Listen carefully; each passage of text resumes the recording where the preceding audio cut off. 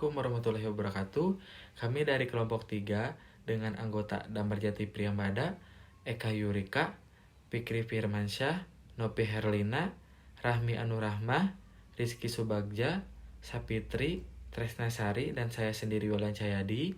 Pada kali ini kami akan memaparkan mengenai proposal farmakoekonomi yang berjudul Analisis Efektivitas Biaya atau Cost Effectiveness Analysis penggunaan omeprazol dan lansoprazol pasien gastritis di Rumah Sakit X Bandung.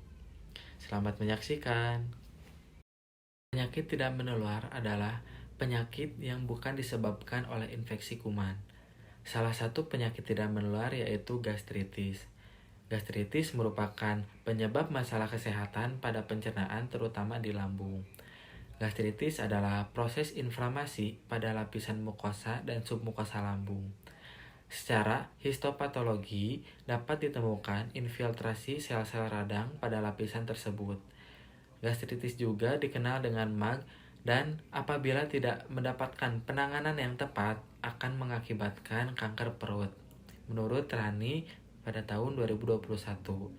Menurut data dari WHO pada tahun 2018 menyatakan bahwa insiden penderita gastritis sekitar 1,8 sampai 2,1 juta dari jumlah penduduk setiap tahun.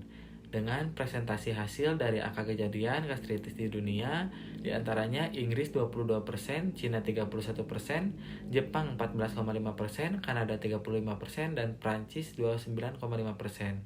Sedangkan di Asia Tenggara, angka kejadian gastritis sekitar 583.635 dari jumlah penduduk setiap tahunnya.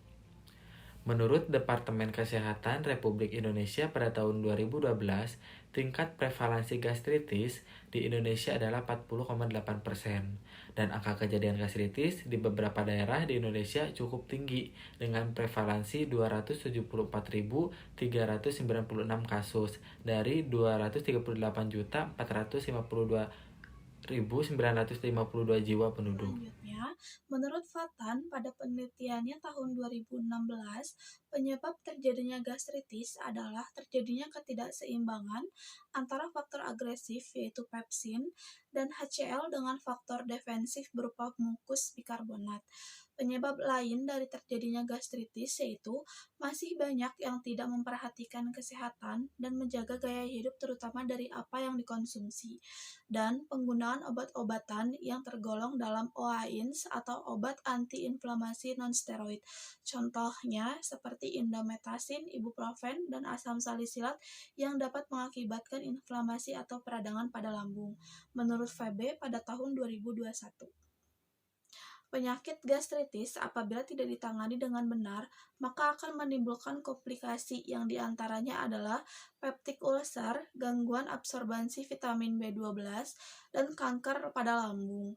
Pengaruh penyakit ini akan mempengaruhi kualitas hidup seseorang, menurut Furcon pada tahun 2021. Pengobatan yang biasa diberikan pada pasien gastritis yaitu golongan proton pump inhibitor. Contohnya yaitu omeprazol dan pantoprazol, serta antasida dan ranitidin. Obat golongan proton pump inhibitor memiliki efek yang lebih kuat dibandingkan dengan obat gastritis lain seperti antasida dan antagonis H2.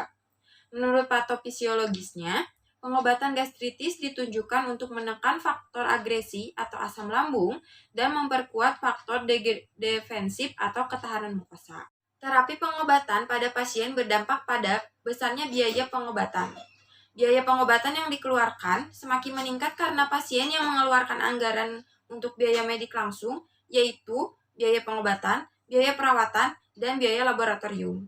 Dari latar belakang yang sudah dijelaskan, ini mendasari pembuatan proposal penelitian ini dilakukan untuk mengetahui seberapa cost efektif penggunaan omeprazol dan lansoprazol pada pasien gastritis, dan mengangkat judul penelitian yaitu Analisis Efektivitas Biaya Cost Effective Analysis penggunaan omeprazol dan lansoprazol pada pasien gastritis di Rumah Sakit X Kota Bandung. Rahmi Anurahmah akan memaparkan identifikasi masalah berdasarkan menggambarkan latar belakang jurnal, maka dapat diidentifikasikan beberapa masalah dalam penelitian ini, diantaranya 1. Bagaimana pola penggunaan obat omeprazol dan lansoprazol pada pasien gastritis rawat inap di rumah sakit X. Yang kedua, bagaimana efektivitas biaya penggunaan obat omeprazol dan lansoprazol pada pasien gastritis rawat inap di rumah sakit X. Kemudian saya akan memaparkan tujuan penelitian yang akan dicapai dalam penelitian ini, diantaranya 1. Mengetahui pola penggunaan obat omeprazol dan lansoprazol pada pasien gastritis rawat inap di rumah sakit X. Yang kedua, mengetahui efektivitas biaya pemakaian obat omeprazol dan lansoprazol pada pasien gastritis dirawat inap rumah sakit X. Selanjutnya, ada poin manfaat penelitian. Yang pertama, bagi rumah sakit sebagai acuan untuk mengambil keputusan, pemilihan, dan penggunaan obat yang efektif dan efisien dengan menerapkan kajian farmakoekonomi. Yang kedua, bagi peneliti dapat memberikan pengetahuan dan pemahaman terhadap kajian farmakoekonomi dalam pemilihan dan penggunaan obat yang efektif dan efisien. Selanjutnya, bagian selanjutnya yang akan dijelaskan adalah metodologi penelitian. Yang pertama, ada tempat dan waktu penelitian. Tempat penelitian ini dilakukan di Rumah Sakit X Bandung pada bulan Desember 2021 sampai dengan Maret 2022. Selanjutnya ada jenis penelitian. Penelitian yang dilakukan yaitu penelitian deskriptif dengan pengambilan data secara retrospektif yang membandingkan direct medical cost atau biaya medis langsung dari obat omeprazol atau lansoprazol pada pasien gastritis rawat inap di rumah sakit X. Selanjutnya ada populasi dan sampel. Populasi dalam penelitian ini ialah seluruh pasien gastritis rawat inap yang menggunakan obat omeprazol atau lansoprazol di rumah sakit X. Sampel dalam penelitian ini yaitu pasien rawat inap dengan diagnosa gastritis di Rumah Sakit X periode Desember sampai dengan Maret 2022. Sampel harus memenuhi kriteria inklusi dan eksklusi. Selanjutnya ada penetapan kriteria inklusi dan eksklusi. Untuk kriteria inklusinya, yang pertama ada pasien dengan usia 18 tahun. Yang kedua ada pasien dengan usia 30 tahun sampai dengan lansia tanpa penyakit penyerta. Yang ketiga ada pasien gastritis yang mendapatkan terapi omeprazol dan lansoprazol. Untuk kriteria eksklusinya, yang pertama ada pasien gastritis yang meninggal atau dengan penyakit penyerta dan pulang paksa. Yang kedua pasien gastritis dengan catatan medik tidak lengkap, tidak terbaca dan hilang. Yang ketiga pasien yang tidak menggunakan obat omeprazol. Pola penggunaan obat omeprazol pada rumah sakit X lebih singkat dibandingkan dengan penggunaan lansoprazol. Dari data jurnal yang diambil menjelaskan bahwa obat omeprazol lebih cost efektif sehingga memungkinkan pasien memilih obat omeprazol dibanding lansoprazol. Untuk penetapan kriteria alternatif dilihat dari terapi yang dikatakan lebih cost efektif, yaitu pengobatan menggunakan omeprazol karena omeprazol memiliki direct medical cost paling rendah, sehingga pasien yang menggunakan lansoprazol beralih alternatif menggunakan omeprazol.